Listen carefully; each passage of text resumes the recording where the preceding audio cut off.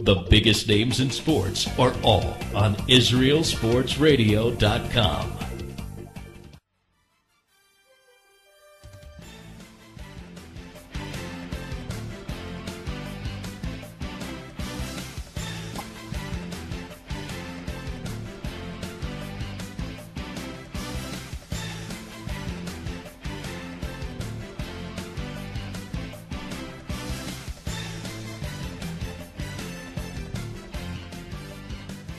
Good evening, sports fans. You are on Israel Sports Radio, a special exclusive production this evening, along with David Blue, my co-host, and Andy Gershman. How you doing, guys? Doing well. Well. Good. Happy to be here. Blue, how you going? How you doing? Doing good, man. Really excited. Well, I'm sorry, all our listeners. We were supposed to start at 8, but traffic, Tel Aviv and Jerusalem, it can happen. David, this is the second time you're coming up this week. Yeah, a couple days ago up here, it was a little bit more traffic last time, but, tonight was pretty smooth. Okay, so what are we going to have tonight on the show? We're going to have David's teammate, Deron Perkins, one of the top guards in the EuroLeague today, and Andy Gershman, founder of Israel Sports Radio. Good friend of mine, Andy. Yes, I'm here. Absolutely. Hey, it's an exciting night for us, we've had other in-studio guests, but, whenever you talking Maccabi Tel-Aviv, you're talking the big boys here, We've had water polo, we've had cricket, we've had netball, but we're talking the premier team in all of Israel, I think, Maccabi Tel-Aviv. So. Definitely big in all means of the word. And, right now, one of the biggest teams in Europe. Right, exactly. Record-wise and, our position. Mm-hmm. So we did have the top 16 lottery today, which concluded a very hard bracket, very complicated bracket. But before we start that, I wanted to ask you, which former Maccabi Tel Aviv player were you expecting to play against, or were you hoping to play against? Alan Anderson, Dior Fisher, Wiz, Nikola. Which one? Charis. We got two of them, Terrence Morris and Alan Anderson, so that's exciting. But I guess it didn't really matter. We knew we were going to see one or two of them. Mm-hmm. Does it make it more interesting that way? Not so much bad blood or rival, but just these are your boys. You've played. It does make it interesting. Yeah. Because we were teammates and we were friends at one point, and we probably still would be friends if we were in the same place. But once we get on the court, it's business. Right. Yeah, so just to clarify, the group you'd be playing in, you were playing with Ljubljana, Barcelona, and Rome. And you have histories with a lot of these teams. You played Ljubljana and Rome last season, or you had a great game in Rome when Wiz hit that three-pointer, take it into overtime. Perk had that follow dunk. Yeah. And Rome as well. Barcelona, probably one of the number 2 team in Europe. Great players. Ricky Rubio. NBA prospect, Carlos Navarro, Player of the Year, how long, sharpshooter of the EuroLeague. How long does Rubio get the NBA prospect label? How old is he? 12. I don't know. How old was he when he was drafted? 18, 19, was it? Yeah, I guess so. That was that weird draft when the Timberwolves, didn't they take two guards right exactly. back? Exactly. Right. Would you go to a team that has Luke Ridnour and Johnny Flynn? It's not really his choice. Right. But, looking back, maybe his whole idea was to come back and play in Europe. And, if so, honestly, probably wasn't the best idea for him because he really hasn't showed much, to this point that you can say, he's a premier guard and needs to be in the NBA. But he did, however, start playing pros at the age of 16. Yeah, but, especially in the States.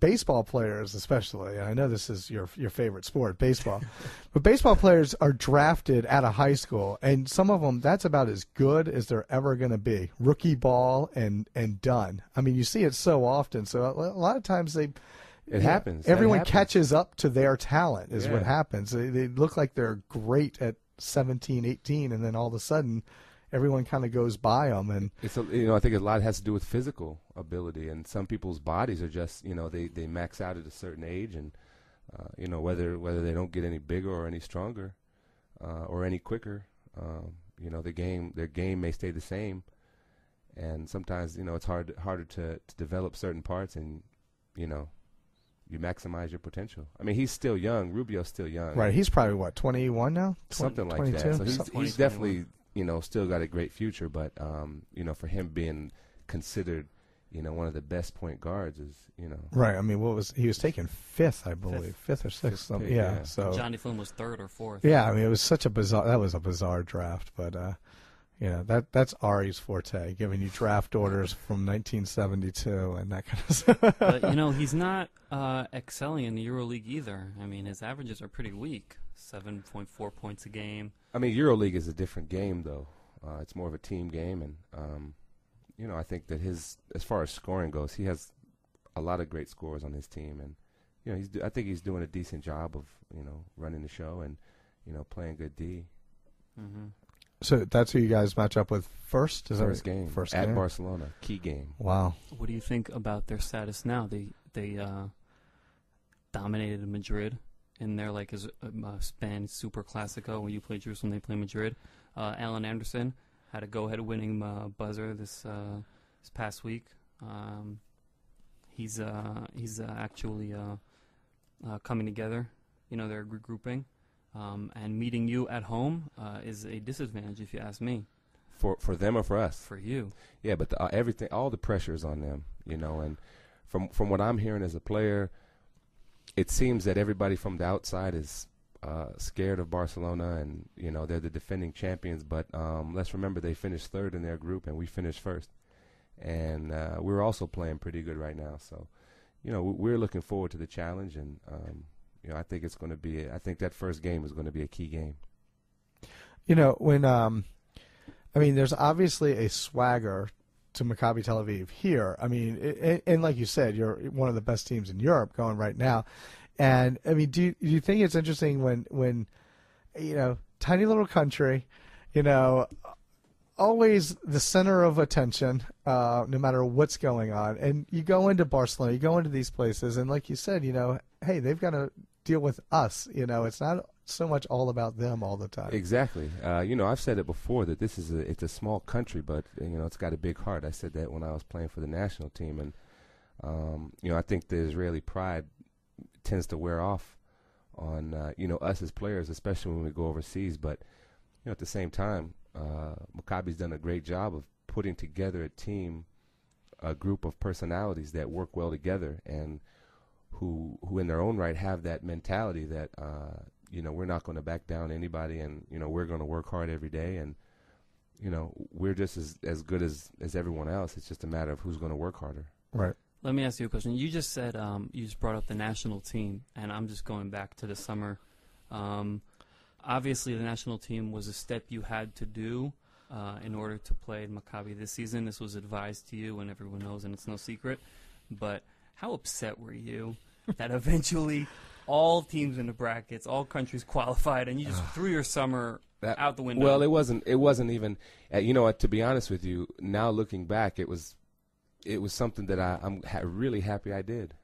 You know, I made some good friends, and you know, I learned a lot about myself and about my you know, Israel during the summertime, which I forgot a little bit how hot it can be.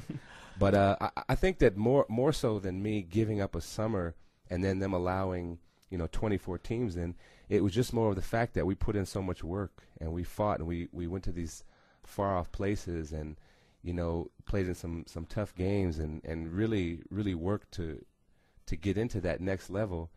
And for them to just, you know, allow 8 more teams in, it just, you know, it's bittersweet, and you know, I guess it's the way. It was a lot of fun to watch. I mean, because it was really my first experience of watching, you know, the national team, and watching, you know, really, it was my first experience of really getting into Israeli basketball. I mean, I'd been to one game at Malcha, and that was really about it. And it was like, you know, here we were going to these games, and you know, people pointing out, Dubi pointing out, oh, well, you know, he plays for, you know, kind of putting the pieces of the puzzle together. And, you know, some of those games had such an electric, you know, atmosphere. Yeah. I was talking to a guy today who told me that when he moved here, I mean, he must be in his 60s. He said he moved here when he was 12. And when he was 12, he pretty much stopped following sports, watching sports, anything. about 6 years ago, his son, his youngest son, he has four boys. This is his youngest kid, 12 at the time, said, I really want to go see Maccabi Tel Aviv play. And he was like, I know nothing about basketball. I don't follow sports. I don't watch sports. And he said he's been hooked ever since that, he went and then he went back and back. And, that's kind of how it was over the summer. You just wanted the next game. You couldn't wait to see what was going to happen from those games. And I don't even know where I was, that small little gym that we practiced. Hadario's set. Yeah, I mean, that was crazy. Yeah. People hanging out on the rafters and everything. And it was exciting. The summer was exciting. We had an exciting team. And, we had an exciting style of play.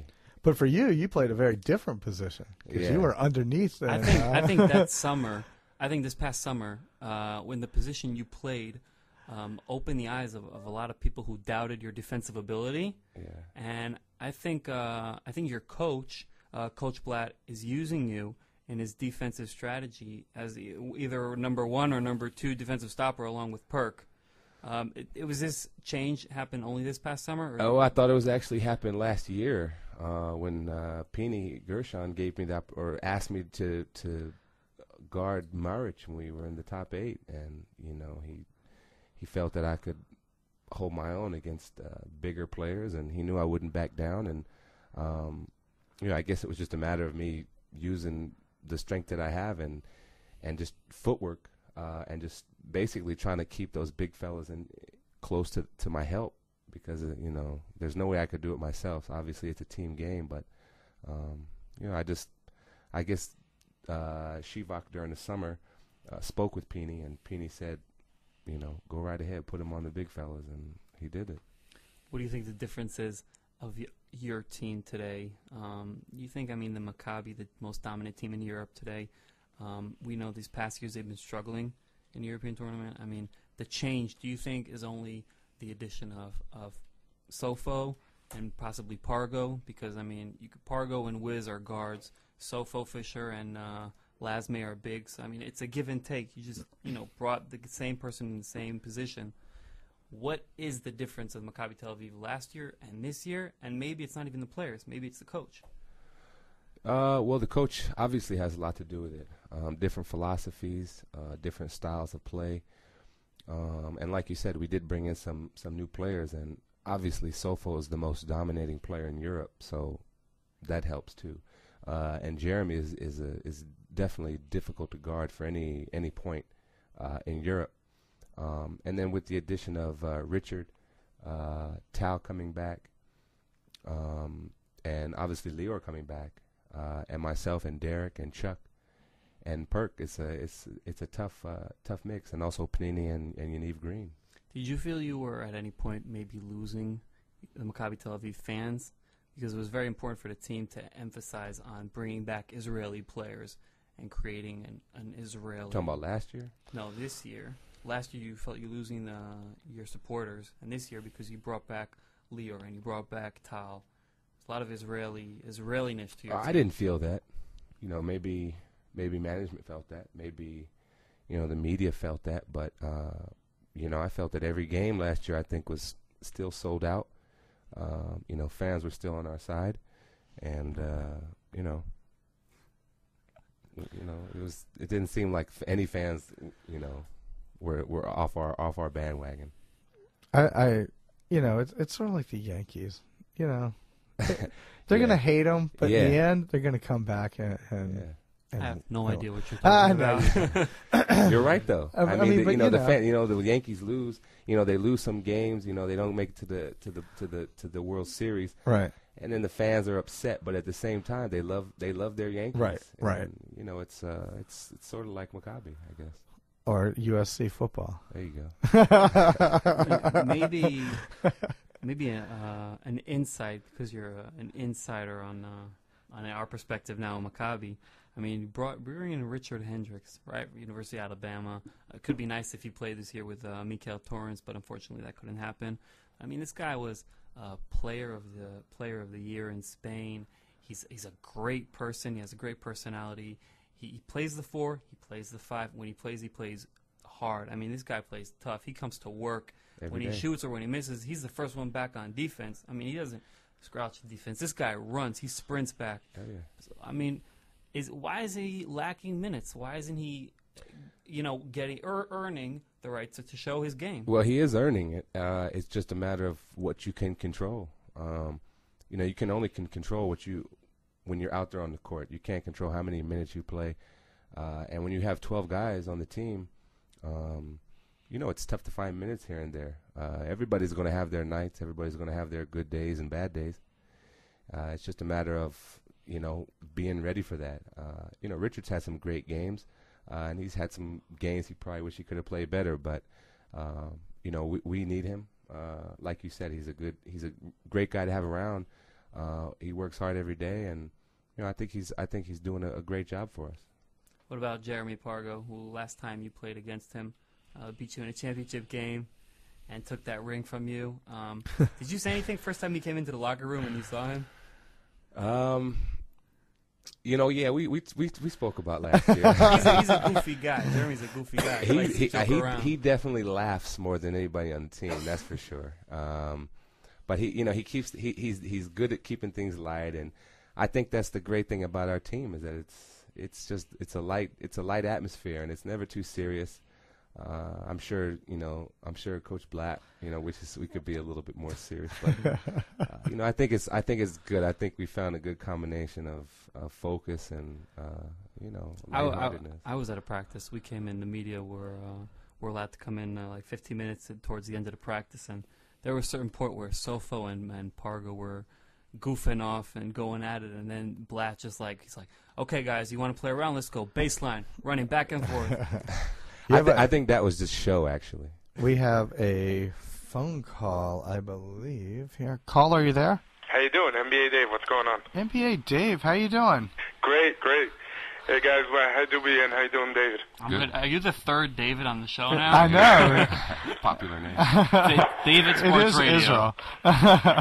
So what's going on? You're on with Dubi and I'm Blue. really psyched. I got to tell you, Blue, I come out, I see the games. I watch every Thursday night. I've been to one game this year so far, and I'm gonna, I got plans to come when you play Barcelona, and I really got to tell you, I'm a real American sports fan. Never got into the whole thing. I'm in Israel 4 or 5 years. Andy was just mentioning about that family, and I sort of gave up on staying up till 3 in the morning to watch my Knicks. And then just recently, a friend of mine said, you know what, you got to come with me. And we went last year. We went to a EuroLeague game. You guys played Siena in the top 16. And since then, I haven't missed a game. I really got into it. And it's pretty awesome, that you could be over here and get to follow quality ball. Some of my friends told me, oh, come on, it's not NBA. And I'm like, it's something else. It's totally cool. I mean, it's a really enjoyable, performance you guys put on. And I was thinking today, I think if I had to choose one NBA player that you remind me of the most, you ready for this one? Yeah, I'm ready. Dirk Nowitzki. Wow. Okay. But he does not listen to David Hasselhoff. I can guarantee you that. He also doesn't play defense. Yeah, they call him Irk because there's no C in Dirk. That's funny. Yeah, but really, I mean, I just, you got the shot from all over, to take it to the basket and then, crashing the boards. Really, I think that's, where I see the most similarity. Did you ever get that before? No, but we often compare ourselves. Who would our NBA alter egos be? And that was one of the names that was there. Wouldn't be my first choice. Hey, he cut his hair at least this year. Yeah. Dave? Yeah, I'm here. What do you think of you say you follow Maccabi and you're a big supporter, but what do you think the differences are between this year's team and last year's team? Well, I think the size is a big difference. I mean, bringing in Sofo, and I can actually say his name, it's Skortanitsis. Okay, I'm just kidding, I can't, but with the size, and then, that's a big plus, and it's really, even without, bringing that many points, but just his presence under the basket is great. I also love Jeremy Pargo right now as the point guard. I mean, I think the guy really handles the ball well, and creates a lot of opportunities. And you got a great core, with you, David, and having Pargo and Perkins. It's a great team right now. I don't see. I know you guys were saying how it's a tough bracket. I think a team that's won the last 9 games, and most of them in fashion. I mean, I don't see they should have such a rough time. Barcelona didn't do well. Roma's not exactly the greatest team. They finished 4th in their bracket, and it's really Ljubljana that's the tough one. Am I wrong? I mean, it seems to be not as difficult as you guys are saying. Yeah, Ljubljana is definitely the unknown. And like you said, we had the best. We finished with the best record in the EuroLeague, and I think it's just a matter of. I think it's a matter of the name, Barcelona, that people are afraid of. I mean, they are the defending champions, but. Like I said, they finished 3rd in their group for a reason. We're not scared. Well, of them. yeah, they are. It is Barcelona, and it's got that name. I guess it's sort of like playing the Lakers this week. Right. You're going to beat them, but they're the Lakers. Yeah, right. But they're the Lakers. Come on, the Grizzlies are tough. Don't. O.J. Mayo, huh? Yeah, exactly. Hey, all right, Dave. We're gonna run along, but thanks for calling. All right, looking forward to the show. Take care. Be well. Thanks. All right. Enlighten us. Who's this NBA Dave? Because it seems like you guys know him. We don't really know him, but he calls in a lot. We did watch one game with him. He met us out. We were out. Oh, you have another phone call. Hold on one second. Another phone call. Can we do this They after? don't want to speak to me. Can we do this after? Caller, you're live on Israel Sports Radio with David Dubi and David Blue. Dubi! Oh. What's up, man? Oh, is this Big Money? Yeah, what's up, man? What's up? How you doing? I'm good. Blue, what's up, man? How you doing? What's up, Big Money? Man. Enlighten Blue with your real name. It's Frank Robinson, man, from Maccabi Hyphy, man. Oh, man. Okay, what's up, brother? What's going on? Yo, I just got the lineup for the 3-point shootout, man. Yeah, I heard it. Frank, just to inform our listeners, next week the Israeli All-Star competition, you're going up against David Blue in the 3-point shootout. Yeah. Along with a couple other good 3-point shooters. Yeah, man, it's going to be tough, man. It's going to be tough. Jack McLean, University of Miami represent, will also be there, shooting at his home rims. Yeah, he sure will. Jack McClinton. Yeah, it's going to be tough. Blue, I'm coming at you, though, Blue. I'm coming at... Well, come on. I've been working on it. I'm coming to win that thing. I had Sylvan Landesberg in there passing the ball like he was at the rack or something. What the rack got? Oh yeah, I got to say, I got a couple guys on our team, a couple coaches. They holding the ball because we don't have any racks. So it's a different type. It's definitely a different type of shooting. Mm-hmm. Yeah, definitely. Yeah, you got to practice for it, man. I tell you what, those guys at the Galil, they're gonna have the advantage because I'm sure they got the racks right now. You know, their rim is different too, man. They got that weird look, that weird feel to it. It's real wide, but it's deceiving though. Yeah. Just keep that in your head, man. Well, we just played that. I think I was like 2 for 4 from 3. Yeah, I was 1 for 4. So yeah, I know what it is. Yeah, you ain't the best shooter, Frank, out there. I'll tell you that. Isn't that what some broadcaster said about you during a game? Yeah, the guy from Maccabi, I'm not going to get on that. Every time I hit a 3 in the game, he's like, yeah, but that's just not his game. That's just not, he's a flasher. All right, so I'm not going to ask you who you think is going to win because obviously the Maccabi Haifa announcer doesn't think it's you. But who do you think the finals are going to be? The final, man, I'm gonna go ahead. I have a lot of confidence in my shooting ability, so I have to put myself. And I'm on the phone with Blue, so I might as well just say Blue too. You know what I mean? Appreciate that. Because I tell you what, if you ask Jack or Yavzuri who they think it's gonna be, they them gonna too. say the same.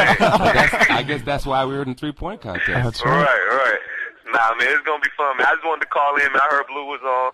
Know you was in there, Dave. I'm about to go eat at this little spot called Pasto, and I'll get at y'all, man. Okay. All right. Take it easy, Frank. Thanks for calling. Nah. Okay, well. Wow, there you go. Wow, trash talking. One vote already. There you go. Yeah, that was interesting. Nothing like some radio trash talking. Yeah? See, I mean, it's sort of, when Pierce went and the Celtics beat the Heat, what did he say on Twitter? I also took my talents to Miami. So, need some trash talking. Yeah, another Celtics player said donkey and Shrek and Donkey. So in this case, I don't know who's who.